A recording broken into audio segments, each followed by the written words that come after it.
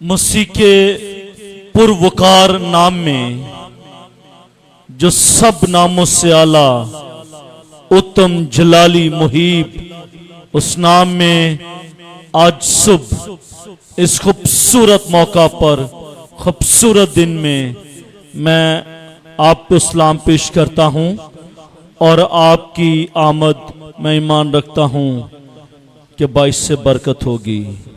आमीन। बहुत देर के बाद फिर दोबारा हमने मुकाशवा की किताब पर आए हैं। जिन दिनों हमने मुकाशवा की किताब को छोड़ा था, उन दिनों में हम प्रीचिंग कर रहे थे, टीचिंग नहीं कर रहे थे, और प्रीचिंग के वसीले से हम सबों ने बड़ी बरकत पाई है। आमीन। अब हम दोबारा अपनी टीचिंग की तरफ आते हैं। ये टॉपिक जो मुकाशवा की किताब के 11वें बाब का जो टॉपिक है, इट्स नॉट इजी, ये आसान नहीं है, ये थोड़ा सा खुश्क है, इसको समझना पड़ेगा। ये प्रीचिंग नहीं, ये टीचिंग है। ये प्रीचिंग नहीं बल्कि टीचिंग है, इसलिए इसको समझना पड़ेगा। जो होमवर्क मुझे दिया गया, उस होमवर्क को मैं ईमान रखता हूं कि मैं अगले 5 सालों में पाए तकमील तक पहुंचाऊंगा। आमीन। निकालिएगा मेरे साथ मुकाशवा की किताब और उसका 13वां बाब, सफा नंबर 251 पर ये इक्तबास आपको मिलेगा। मुकाशवा की किताब, उसका 11वां बाब और उसकी आज 3री आयत है। लेकिन आज हम 3री आयत नहीं, बल्कि आज हम पहली, दूसरी और 3री आयत, ये तीनों आयत दोबारा मैं पढ़ूंगा ताकि आपको टेक्स्ट की समझ आ जाए कि पीछे हमने क्या पढ़ा था। मुकाशवा की किताब, उसका 13वां बाब और उसकी पहली आयत से।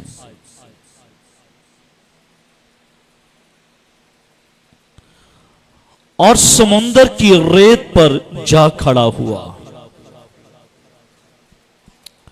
और मैंने एक हैवान को समुंदर में से निकलते हुए देखा। एक हैवान को समुंदर में से निकलते हुए देखा। उसके 10 सींग और 7 सर थे और उसके सींगों पर 10 ताज और उसके सरों पर कुफ्र के नाम लिखे हुए थे। और जो हैवान मैंने देखा, उसकी शक्ल तोंदवे की सी थी और पांव रीछ के से और मुंह बब्बर का सा। और उस अजदहा ने अपनी कुदरत और अपना तख्त और बड़ा इख्तियार उसे दे दिया। अब 3री आयत जिसके बारे में आज हम सीखेंगे। और मैंने उसके सरों में से एक पर गोया जख्म कारी लगा हुआ देखा। कितने सर?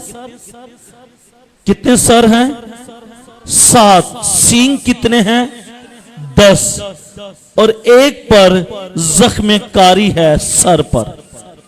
जब आज आप घर में जाएंगे, आप अपना व्हाट्सएप खोलिएगा, आपको जो इसका पोस्टर मिलेगा, आपको तोंदवे की तस्वीर और उसके 7 सर, 10 सींग और एक जो सर जख्मी है, जिस पर कारी जख्म लगा हुआ है, वो आप उसको खोलिएगा और उसे देखिएगा।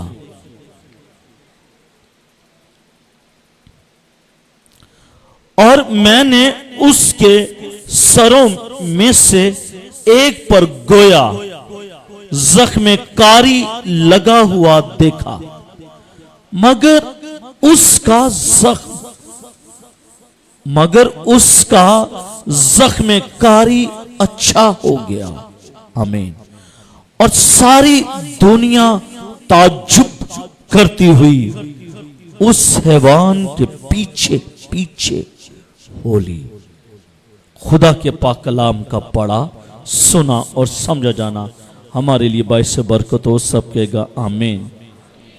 ये आखिरी बात फिर पढ़ना चाहता हूं, इसको सुनेगा। और सारी दुनिया ताज्जुब करती हुई उस हैवान के पीछे पीछे होली। सारी दुनिया। काम क्या हुआ है? जख्म शिफा पा गया है जब उन्होंने ये देखा, उसके पीछे होली। आमीन। मेरे अज़ीज़ों, मेरा टॉपिक है समुंदर के हैवान की धोखाधड़ी की ताकत। जो हैवान समुंदर में से निकला है,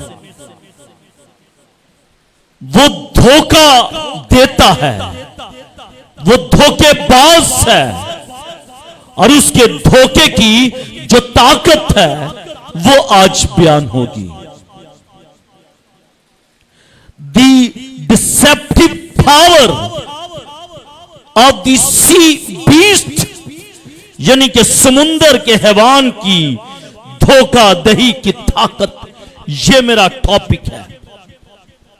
मेरे अज़ीज़ों, इस आयत से पता चलता है, ये आयत जो तीसरी आयत है, इस आयत से पता चलता है कि समुंदर के इस हैवान के 7 सर हैं। जो हैवान समुंदर में से निकला है, उसके 7 सर हैं। और ना सिर्फ 7 सर हैं, बल्कि क्या है? 10 सींग भी हैं। 10 सींग हैं, और सरों में से एक गोया कारी जख्म लगा हुआ है। एक सर पर है 10 सींग, और 10 सींग है और 7 सर है, और 7 सरों में एक सर पर जख्मे कारी लगा हुआ है।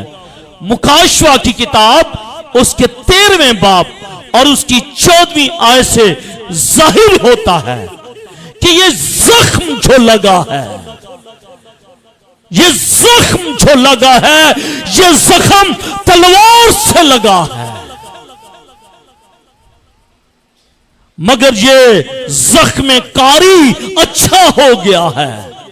जख्म तो आया है, हैवान के सर को जख्मी तो किया गया है, और किया भी किससे गया है? तलवार से किया गया है। और जब तलवार से जख्म लगाया गया है, तो वो जख्म भी अच्छा हो गया है। और दुनिया के लोगों के लिए यह हैरत का बाइस है, ये हैरान कुन बात है कि समुंदर के हैवान का जो सर है, उस पर जख्म लगाया गया है तलवार से, और तलवार के जख्म के बाद वो अच्छा भी हो गया है। और जब अच्छा हो गया है, तो इसकी वजह से, हीलिंग प्रोसेस की वजह से, सारी दुनिया जो है उसके पीछे होली है। सारी दुनिया उसके पीछे होली है। इसका मतलब यह हुआ कि इब्लीस अगर कोई जिंदगी के अंदर काम करेगा, कोई बड़ा अजीब काम करेगा, तो आप इसका मतलब यह है कि दुनिया मसीह को छोड़कर उस हैवान के पीछे दौड़ती चली जाएगी। कलाम ये कहता है कि सारी दुनिया ने जब उसके इस कारी जख्म को देखा कि वो अच्छा हो गया है, उसके पीछे हो ली। इसका मतलब है कि इंसान जो है वो सिर्फ जाहिर पर नजर करता है। क्या मालूम नहीं आपको कि इब्लीस जो है वो धोखाबाज है, वो धोखे देने वाला है। इंसान उसके धोखे का शिकार हो जाता है। लेकिन मेरे अज़ीज़ों, उसके धोखे से इंसान को सारी दुनिया को बचना है। वो धोखा देता है लेकिन इंसानों को उसके धोखे से बचना है। वो धोखा देता है लेकिन इंसान को धोखे से बचना है। इब्लीस धोखा देता है, इब्लीस धोखा देता है और ईमानदार को उसके धोखे से बचने की जरूरत है। और अगर ईमानदार उसके धोखे से नहीं बचेगा, उसके धोखे का शिकार हो जाएगा, तो उसका ईमान जाता रहेगा, उसका ईमान जाता रहेगा। क्या इसका मतलब यह है कि इस हैवान को जख्मी किया जाएगा या कातलाना हमले के जरिए उसे जान से मारने की कोशिश की जाएगी? क्यों बहन जी, क्या उसे जान से मारने की कोशिश की जाएगी? क्या होगा? वजह क्या है? क्या उसे जख्मी किया जाएगा या उस पर कातलाना हमले के जरिए उसकी जान ली जाएगी?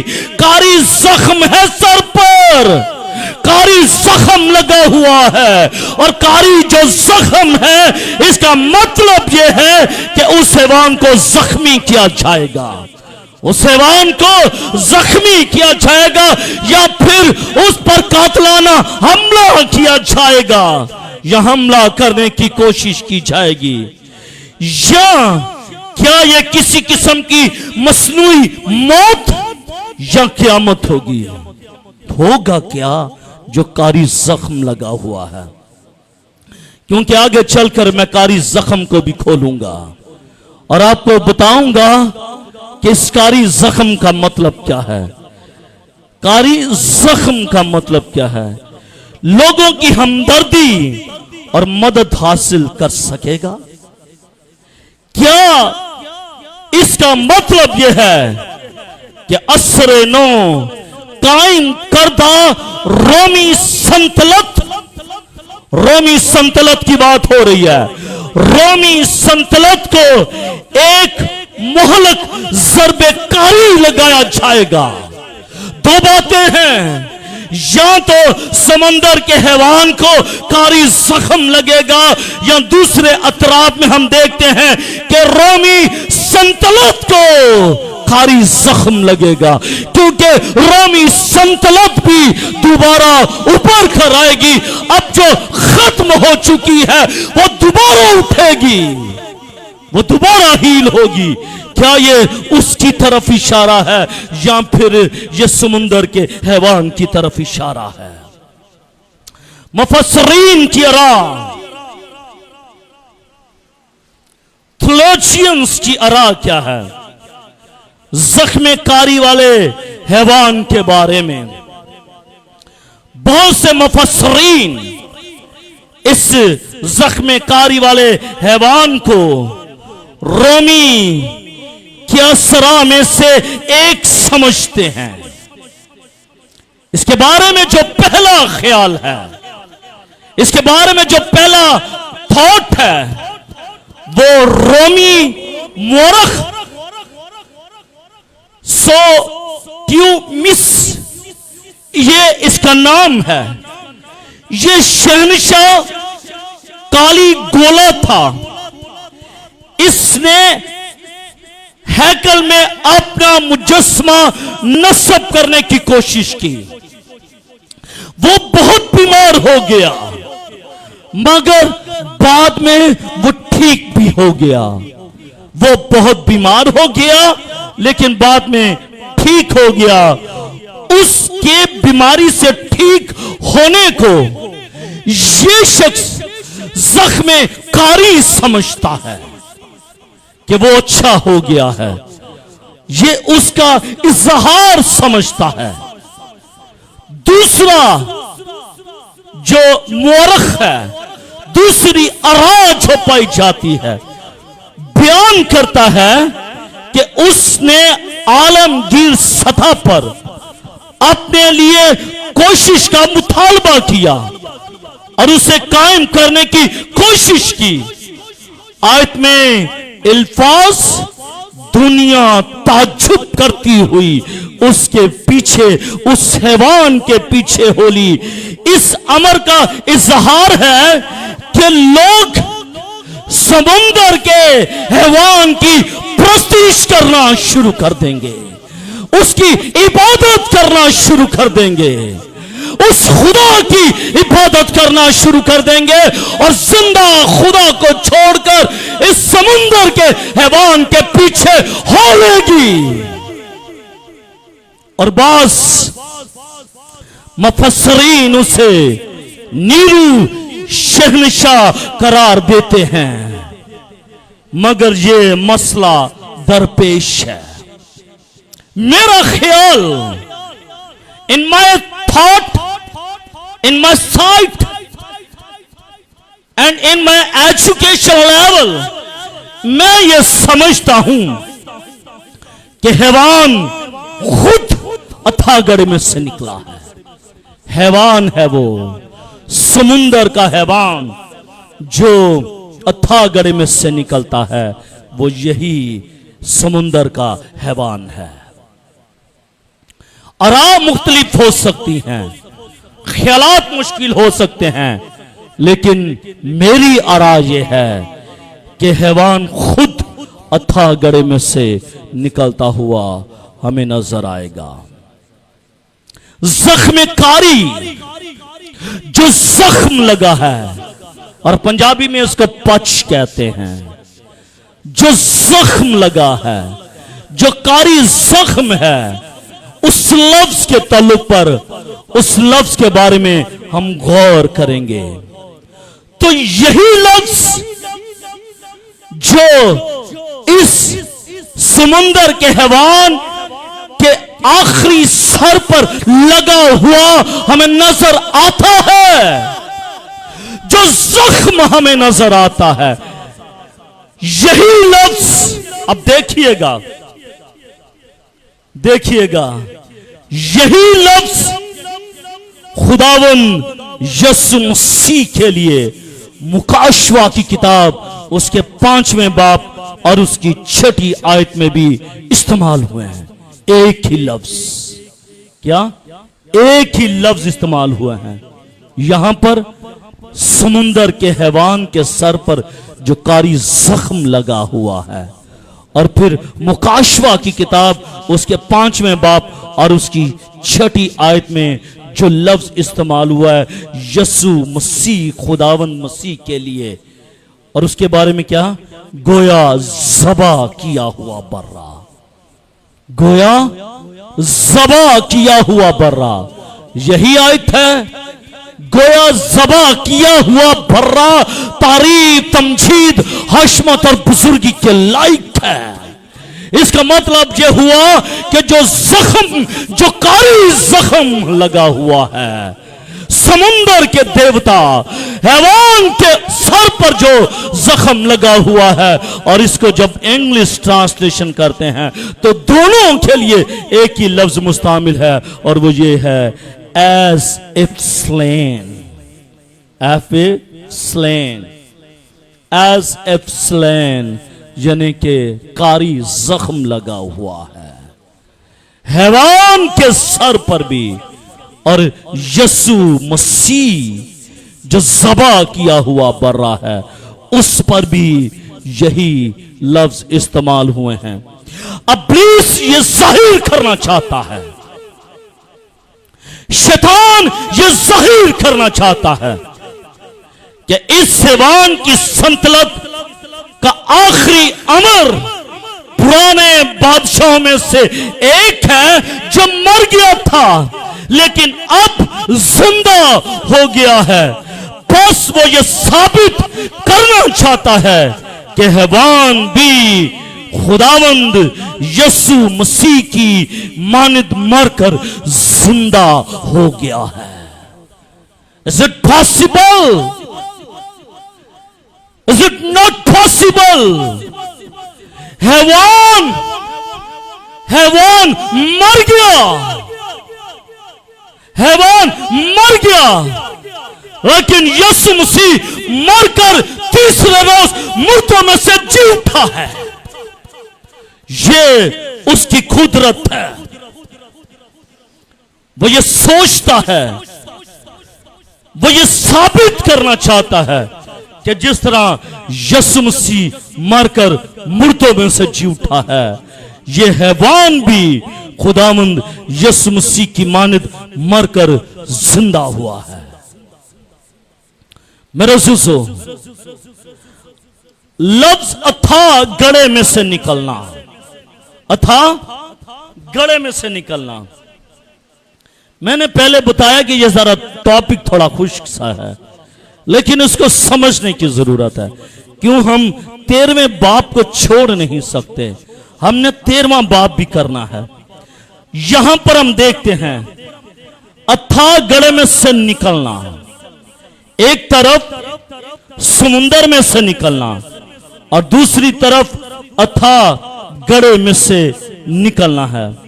फिर देखिएगा, और मैंने उसके सरों में से एक पर गोया जख्म कारी लगा हुआ देखा, मगर उसका जख्म कारी अच्छा हो गया और सारी दुनिया ताज्जुब करती हुई उस हैवान के पीछे होली, उस हैवान के पीछे होली, उस हैवान के पीछे होली।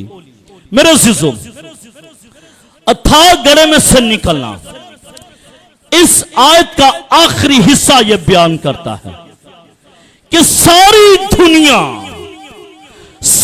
दुनिया अबीस के इस सियासी अजूबे को देखकर ना सिर्फ ताज्जुब करती है, ना सिर्फ हैरान होती है, बल्कि इस हैवान के पीछे हो लेती है, इस हैवान की अबाइड करती है, इस हैवान का ताकुब करती है, इस हैवान को फॉलो करती है और उसके पीछे पीछे हो लेती है। मालूम नहीं, दुनिया को मालूम नहीं कि इसकी इंतहा में मौत की वादियां हैं। जब इंसान को पता चल जाए कि इसकी इंतहा में मौत की वादियां हैं, तो यकीनन इंसान टर्न बैक लेगा, इंसान यू टर्न ले लेगा। इसलिए अगर इससे पहले मालूम नहीं कि हैवान जो है, अबलीस जो है, जो सियासी अजूबा है, उसको देखकर आपने अपने ईमान को डामाडोल नहीं करना, अपने ईमान को डामाडोल नहीं करना, और ना ही उसकी बाइट करनी है और ना ही उसके पीछे हो लेना है। यकीनन दोबारा जिंदा होने वाली रोमी हुकूमत के लिए दोबारा जिंदा होने वाला कैसर मिल जाना एक सियासी अजूबे से कम नहीं है। एक तरफ रोमी सल्तनत की बात हो रही है और दूसरी तरफ समंदर के हैवान के बारे में बात हो रही है। दोनों पैरेलल चल रहे हैं, दोनों पैरेलल चल रहे हैं। अगर अब आप देख लें रोमी हुकूमत को, तो इसके अंदर बाबल, फारस, यूनान, रोम, ये उसकी हुकूमतें हैं। और मेरे अज़ीज़ों, हमें देखना यह है कि अगर उस पर कारी जख्म लगा हुआ है और वो दोबारा हील हो गया है, दोबारा रिस्टोर हो चुका है, दोबारा अपने मनसब पर खड़ा हो चुका है, तो हमने उस रोमी सल्तनत के पीछे नहीं चला, हमने उसकी अबाइड नहीं करनी। बेशक वो दोबारा रिस्टोर हो चुका है हमने उसके पीछे नहीं जाना और ना उसके पीछे जाना है, और ना ही हमने समुंदर के हैवान के पीछे जाने की कोशिश करनी है। बेशक वो दोबारा जिंदा क्यों नहीं हो गया, हमने इनके पीछे भागने की जरूरत नहीं है। बेशक रोमी हुकूमत में कैसर दोबारा क्यों ना आ जाए, हमने उसके पीछे नहीं जाना। बेशक हैवान का समुंदर दोबारा क्यों ना नजर आ जाए, हमने उसके पीछे नहीं जाना, इस अजूबे के पीछे नहीं जाना। और मसीह उलमा इस तरह बयान करते हैं कि मुकाशवा 11वें बाब की 7वीं आयत के मुताबिक हैवान खुद अथाह गड्ढे में से निकलता है। हैवान खुद जो है वो अथाह गड्ढे में से निकलता है। आगे जब हम मुकाशवा की किताब को पढ़ेंगे तो हमें अथाह गड्ढे के बारे में भी बहुत सारी बातों का इल्म होगा। बल्कि मैंने एक दफा व्हाइट बोर्ड पर भी आपको दिखाया था, बताया था, याद है आपको क्या क्या था अथाह गड्ढा? और हेडिस के अलावा किसी और को याद है? हेवन, बहिश्त, जन्नत, फिर दोज़ख, फिर आग। इन बातों को मैंने व्हाइट बोर्ड पर आपको बताया था कि कौन सी जगह किधर थी और अब किधर है, और ये इसका एक छोटा सा डायग्राम मैंने बनाकर आपको दिखाया था। मसीही उलमा वो बयान करते हैं कि मुकाशवा की किताब उसके 11वें बाब और उसकी 7वीं आयत के मुताबिक हैवान खुद अथाह गड्ढे में से निकलता है। हैवान खुद अथाह गड्ढे में से निकलता है, और जो खुद मौत में से निकल रहा है, जो खुद मौत में से निकल रहा है, वो आपको जिंदगी की राह क्या दिखाएगा? वो दिखा सकता है। जो खुद मौत में से निकल रहा है वो खुद किसी को क्या जिंदगी की राह दिखाएगा? हम खुश नसीब हैं, हम खुश नसीब हैं भाई जी, भाइयों हम खुश नसीब हैं। आप बोलिएगा हम खुश नसीब हैं, बोलिएगा हम खुश नसीब हैं। मैं खुश नसीब हूं कि मेरे सर पर पंखा नहीं लगा। मैं खुश नसीब हूं कि मेरे सर पर पंखा नहीं लगा। आप खुश नसीब हैं, आप खुश नसीब हैं। आमीन। कि हम जिंदा की पैरवी कर रहे हैं, हम जिंदा की पैरवी कर रहे हैं, हम मौत की पैरवी नहीं कर रहे, हम मौत की पैरवी नहीं कर रहे, हम जिंदा की पैरवी कर रहे हैं। और अफसोस उन जिंदगियों पर, अफसोस उन जिंदगियों पर जो जिंदगी को छोड़कर मौत के पीछे हो रही है, जिन्होंने जिंदगी को छोड़ दिया है, जिन्होंने जिंदगी की राह को छोड़ दिया है, जिसने कहा राह, हक और जिंदगी मैं हूं, जिन्होंने जिंदगी को छोड़कर इस मौत के पीछे हो ली है। कलाम ये कहता है कि सारी दुनिया उसके पीछे हो ली, सारी दुनिया। अफसोस की बात है, अफसोस करने की बात है, उन जिंदगियों पर अफसोस करने की बात है जो जिंदगियों को छोड़कर, जो जिंदगी को छोड़कर मौत के पीछे हो लेती हैं। अफसोस उन पर, यह तो खुद अथाह गड्ढे में से निकलता है, लिहाजा उसे किसी ना किसी जगह से, जमीन से बाहर निकलते हुए दिखाई देना जरूर है। उसने अथाह गड्ढे में से निकलना है, उसने अथाह गड्ढे में से निकलना है, और किसी ना किसी जगह से, जमीन से बाहर निकलते हुए दिखाई देना जरूरी है। इसका मतलब है अथाह गड्ढा कहां पर है बहन जी? अथाह गड्ढा कहां पर है? अथाह गड्ढा नीचे है, और जब नीचे है तो उसको जमीन के ऊपर आने के लिए किसी ना किसी जगह पर तो जाहिर होने की जरूरत है ना। अब देखिएगा इस बात को, मुकाशवा की किताब उसका नामा बाप और उसकी पहली आयत बताती है कि अथाह गड्ढे में एक सुरंग निकलती है। अथाह गड्ढे में क्या निकलती है?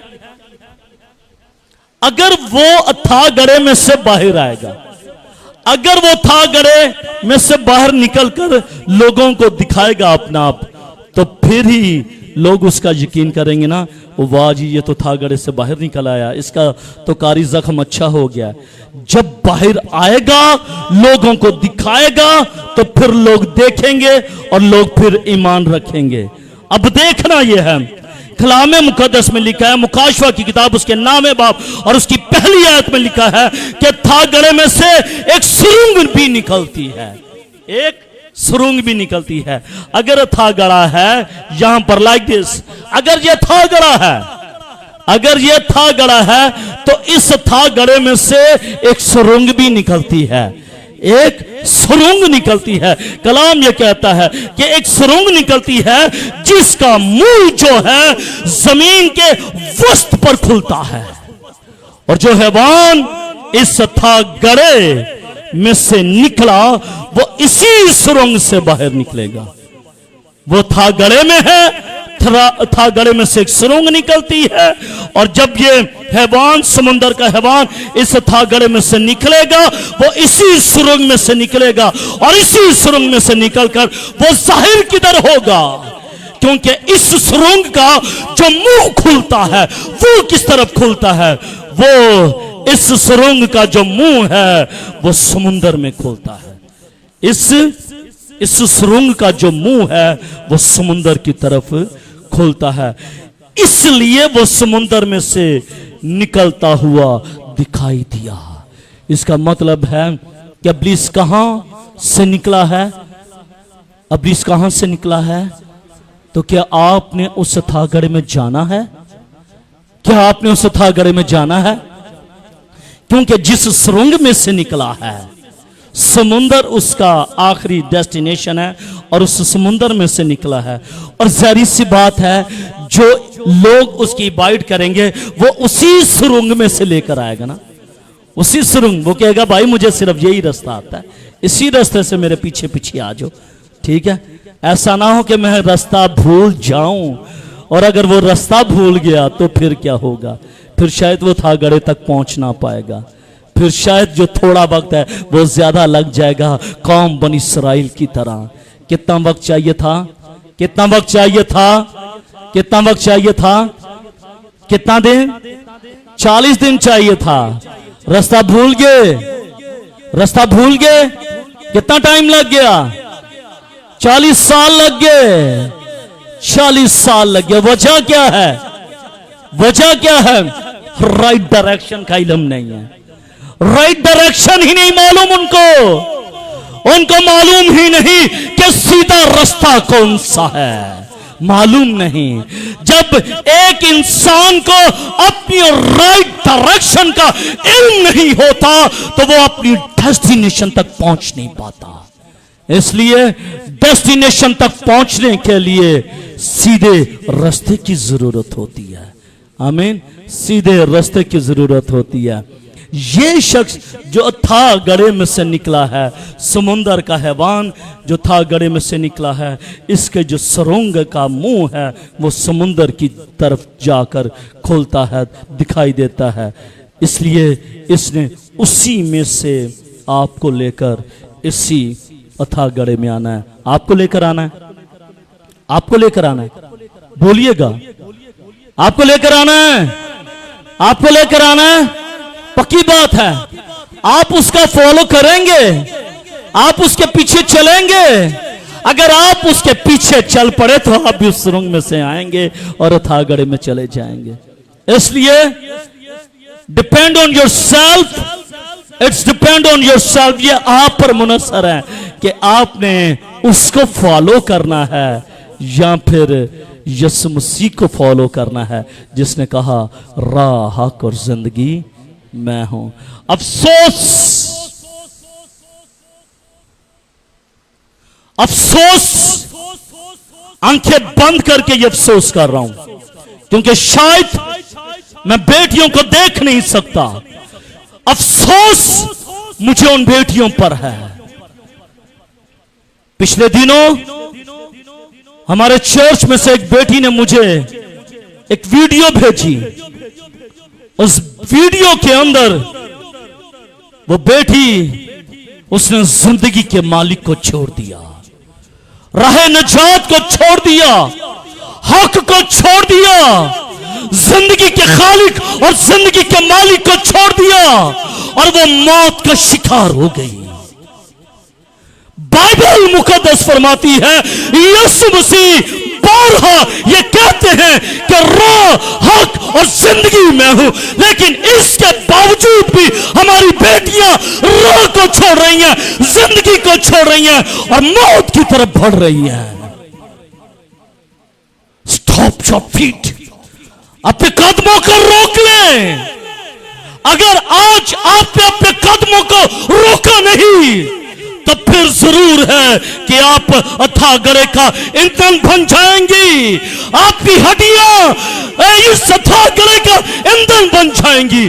सोचिएगा, एक तरफ जिंदगी है, दूसरी तरफ मौत है, एक तरफ राह है, दूसरी तरफ हलाकत है। किसकी तरफ बढ़ रही हैं आप? तमाम सुनने वाली बहनें भी, बेटियां भी सुन लें, आपका राह कौन सा है, आपकी राह कौन सी है और किस राह पर आपको चलना है। क्योंकि राहें दो तरह की हैं, राहें दो तरह की हैं। एक राह ऐसी है जो सदाकत की राह है और एक राह ऐसी है जो इंसान को सीधी मालूम होती है, लेकिन उसकी इंतहा में मौत की वादियां हैं। मौत है वहां पर। बास आ जाए ऐ मेरी बेटियों, बास आ जाएं। ऐ मेरी बेटियों, रुक जाएं, ना हमार जुए में मत जूते, क्योंकि जो बेटियां ना हमार जुए में जूती हैं वो मौत का शिकार हो जाती हैं, वो जिंदगी में से निकलकर वो हलाकत की फरजंद हो जाती हैं। और मैं आज इस प्लेटफॉर्म से आपको ये ऐलान करना चाहता हूं, ये आपको एडवाइस करना चाहता हूं, नसीहत देना चाहता हूं कि अगर आज आप किसी भी जगह पर है, रुक जाइएगा, आप टर्न यू ले लीजिएगा, आप टर्न बैक ले लीजिएगा। आपकी जिंदगी के अंदर जब टर्न बैक होगा, आपकी जिंदगी के अंदर बरकत आ जाएगी, आसमान खुल जाएगा, खुदा आपको अच्छा खानदान देगा, खुदा आपको अच्छा शौहर देगा, खुदा आपको अच्छे वसाइल देगा। आप राह और हक और जिंदगी की तरफ आ जाइएगा, छोड़ दीजिएगा, क्योंकि ये समुंदर का हैवान आपको मौत की तरफ ले जाएगा, आपको ईंधन का शिकार कर देगा, आपको अथाह गड़े का ईंधन बना देगा। रोक लीजिएगा, अपने कदमों को रोक लीजिएगा। ऐसा ना हो कि है वो वान आपकी जिंदगी में काम कर रहा हो। मालूम नहीं कि शायद आपकी किसी रिश्तेदार बेटी की जिंदगी में काम कर रहा हो। याद रखिएगा, जिंदगी का खालिक और मालिक सिर्फ यीशु है। मैंने जाती तजुर्बे से, मैंने आगे बढ़कर, मैंने करीब से उसकी कुदरत को देखा है, मैंने करीब से उसकी कुदरत को देखा है। आप ईमान रखिएगा, मायूस ना होइएगा। खुदा आपके लिए अच्छे और खूबसूरत मंसूबे रखता है। आपकी बेटियों के लिए खुदा खूबसूरत मंसूबे रखता है।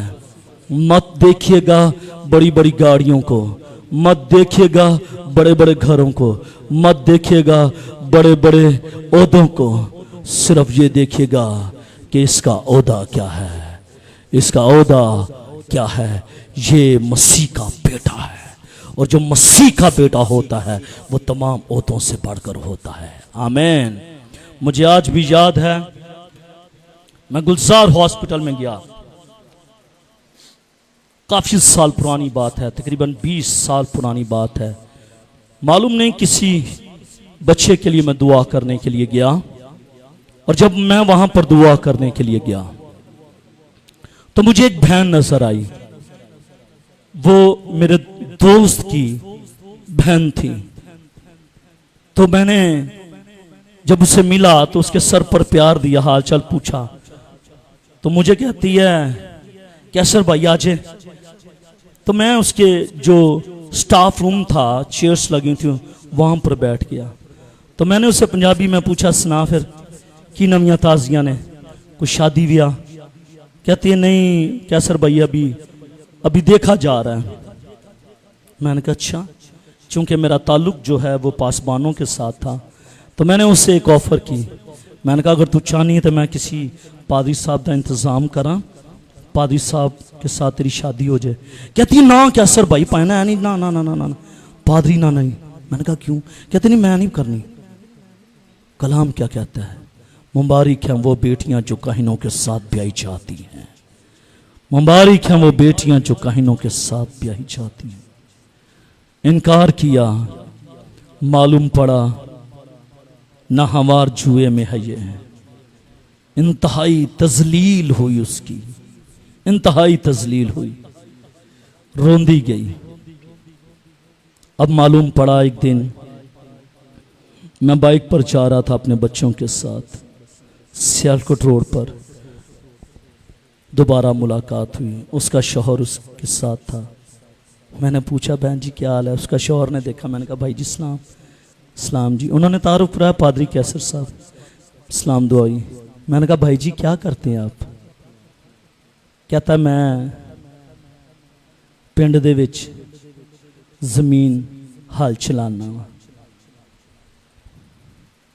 स्टेटस आ जाता है जब आप तजलील करते हैं ना, स्टेटस नीचे आ जाता है। स्टाफ नर्स सिविल हॉस्पिटल की, काफ़ी देर उसने वहाँ पर जॉब भी की, अभी भी वो कंटिन्यू जॉब वहाँ पर कर रही है बहन। जब आप अपने मसीह बेटों को छोड़ती हैं, तजलील करती हैं, ऊपर वाला देख रहा होता है। इसलिए कोई भी फैसला करने से पहले जान लीजिएगा कि आप खुदा की बेटियां हैं। क्या आप खुदा की बेटियां हैं? बोलिए हम खुदा की बेटियां हैं। आप भी बोलें, जो यूट्यूब पर फेसबुक पर मुझे देख रहे हैं, आप भी कहें हम खुदा की बेटियां हैं। आप बोलें हम खुदा की बेटियां हैं, हम मसीह की बेटियां हैं। मसीह हमारा फख्र है। हम मसीह के पीछे चलेंगे और अपनी जिंदगियों से खुदा के नाम को जलाल देंगे। आमीन, हालेलुया। आखिरी बात, इब्लीस को मौत पर इख्तियार। यह ध्यान से सुन लीजिएगा। हैवान निकला है, हैवान निकला है समुंदर में से। इब्लीस जो हैवान समुंदर में से निकला है, उसको मौत पर इख्तियार है। और यू एग्री विद मी? क्या एग्री करते हैं कि इब्लीस को मौत पर इख्तियार है? इब्लीस को मौत पर इख्तियार है। और यू एग्री? इब्लीस को मौत पर इख्तियार है। और यू एग्री?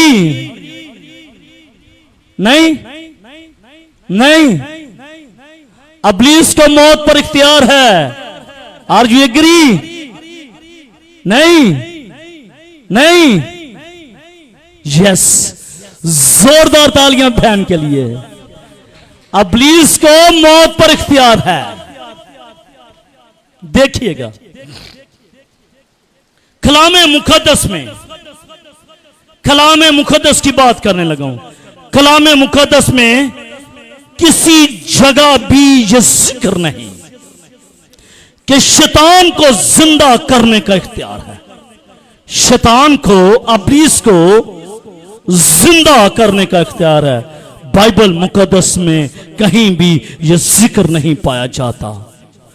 वो मार सकता है, वो कुचल सकता है, वो बर्बाद कर सकता है, उसे मौत पर इख्तियार है। कलामे मुकद्दस में अब्रानियों का खत उसके 2 बाब और उसकी 14वीं आयत में पढ़ लीजिएगा। बस जिस सूरत में कि लड़के खून और गोश्त में शरीक हैं, लड़के खून और गोश्त में शरीक हैं, तो वो खुद भी उनकी तरह उनमें शरीक हुआ, ताकि मौत के वसीले से उसको जिसे मौत पर कुदरत हासिल थी, फिर सुनिएगा, ताकि मौत के वसीले से उसको जिसे मौत पर कुदरत हासिल थी, यानी अब्लीस को तबाह कर दे। मौत पर इख्तियार किसका था? अब्लीस का। अब्लीस को तबाह करना चाहता था, क्योंकि अब्लीस पर क्या? मौत पर उसको इख्तियार है। इसी तरह अय्यूब की किताब उसके पहले बाब को जब हम पूरा थॉरली पढ़ते हैं तो कलाम मुकद्दस में लिखा है, उसने अय्यूब के सब बेटों को, बेटियों को, नौकरों को, मवेशियों को, सबको मार दिया। इसका मतलब है कि अब्लीस के अंदर यह ताकत है कि वो मार सकता है। अब्लीस ने अय्यूब के बेटों को, बेटियों को, नौकरों को, मवेशियों को, सबको मार दिया, सबको खत्म कर दिया। लेकिन अब्लीस किसी मुर्दा को जिंदा नहीं कर सकता। आमीन। अब्लीस किसी मुर्दा को जिंदा नहीं कर सकता, क्योंकि उसे जिंदा करने की कुदरत नहीं है, क्योंकि उसे जिंदा करने की ताकत नहीं है। इसलिए ये यकीन करना कि वो यहूदा अस्करूती को, जो मुखालिफ मसीह की तरह हलाकत का फर्जंद है या कहलाता है, दोबारा जिंदा करेगा, या पुराने रोमी बादशाहों में से नीरू को या किसी और को जिंदा करेगा ना, उसके पास इख्तियार नहीं है। कलाम मुकद्दस में लिखा है, मुर्दे किसकी आवाज सुनेंगे? कलाम यह कहता है, यूहन्ना उसके 5वें बाब पर उसकी 25वीं आयत से लेकर 28वीं आयत तक लिखा हुआ है, मुर्दे सिर्फ खुदा के बेटे की आवाज सुनेंगे। मुर्दे सिर्फ खुदा के बेटे की आवाज सुनेंगे, और जो सुनेंगे वो जिएंगे, जो सुनेंगे वो जिएंगे। इसका मतलब है कि मुर्दों को जिंदा करना, मुर्दों को जिंदा करना किसका काम है? यीशु मसीह का काम है। इसके अलावा कोई शख्स भी मुर्दा को जिंदा नहीं कर सकता। अब्लीस मुर्दों को जिंदा नहीं कर सकता। अब्लीस मार सकता है, मौत दे सकता है, लेकिन वो मुर्दा को जिंदा नहीं कर सकता। जिंदा सिर्फ वही कर सकता है, कलाम मुकद्दस में सिर्फ खुदा के बेटे की जो आवाज सुनेंगे, जो बेटे की आवाज को सुनेंगे वो जिएंगे, और जो जिएंगे वो अब्दुलबाद आसमान पर कायम और दायम रहेंगे। आमीन। इसलिए मेरे अज़ीज़ों, don't be afraid, don't be deceive. धोखा ना खाइएगा, धोखा ना खाइएगा, क्योंकि मेरे अज़ीज़ों, जब आप धोखा खाएंगे आप जिंदगी को छोड़ देंगे और मौत के फरजंद हो जाएंगे। मौत में से आपको कोई छुड़ा या बचा नहीं सकता। इसलिए मौत को छोड़कर जिंदगी की राह पर आ जाएं, क्योंकि जिंदगी की राह सिर्फ यहीं पर नहीं, बल्कि मौत के बाद भी एक लाइफ है, मौत के बाद भी एक जिंदगी है जो ना खत्म होने वाली जिंदगी है। और उस जिंदगी के अंदर, उस जिंदगी के अंदर ना दुख होगा, ना तकलीफ होगी, ना आहो नाला, ना रोना, ना करलाना, ना मौत, कुछ भी नहीं होगा। सिर्फ भरे की सताइश, भरे के नाम को जलाल दिया जाएगा। इसलिए मेरे अज़ीज़ों, आए जिंदगी की राह की तरफ आ जाए। मौत को छोड़ दीजिएगा, मौत में कुछ नहीं है। अंधेरे में आपको कुछ नहीं मिलेगा। जिंदगी की राह की तरफ आ जाएं, क्योंकि जब आप जिंदगी की राह की तरफ आ जाएंगे, आपकी जिंदगी के अंदर खुशियां और शादमानियां आपका मुकद्दर हो जाएंगी। आए मेरे अज़ीज़ों, उस हैवान को छोड़ दीजिएगा। उस हैवान की प्रस्तिश करने का सोचिएगा ना, जो सारी दुनिया को ताज्जुब करती है, जो सारी दुनिया उसके पीछे होली है। आपने ताज्जुब करना है तो मसीह की सलीब पर निगाह कीजिएगा, मसीह की कब्र पर निगाह कीजिएगा। आपको मालूम पड़ जाएगा, आपको मालूम पड़ जाएगा कि उसकी पैदाइश अजीब है, उसकी पैदाइश अजीब है, उसका हैकल में बोलना अजीब है,